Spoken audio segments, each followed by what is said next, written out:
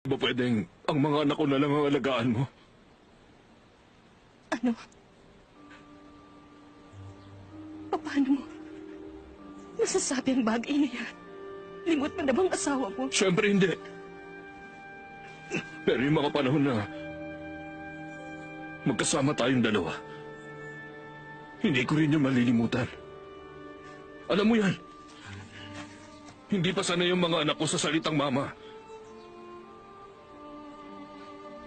Pero pwede mo silang turuan. Hindi mo ba yun pwedeng gawin, Remy?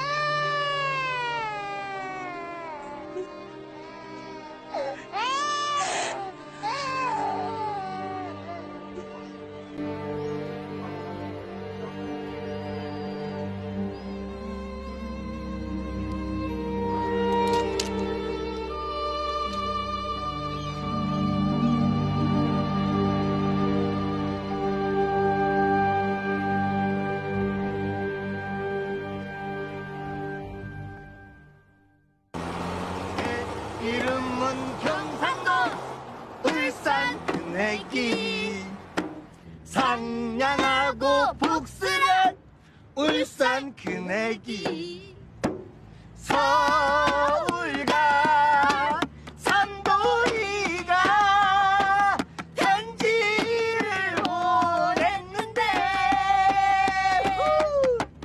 서울에는 어여쁜 아가씨 Ay, kayong dalawa! Tumahimik nga kayo! Walang dahilan para kumanta kayong dalawa! Sarado niyo na lang yung bintana. Bakit kailangan niyo pong sumigaw? Teka pare! Pakiindusan na rin sa sakyan! Yeah! Halika, bumaba muna kayo! Bakit? Gertrude! Delma, buhatin mo nga to. Opo. O, diyan ka muna kay ate. Tara. Sige na.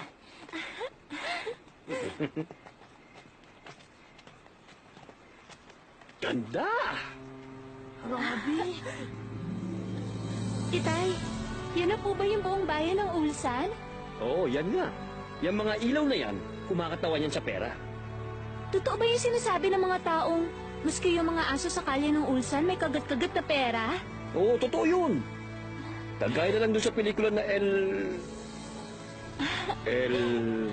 Ah, El Dorado po. Tama.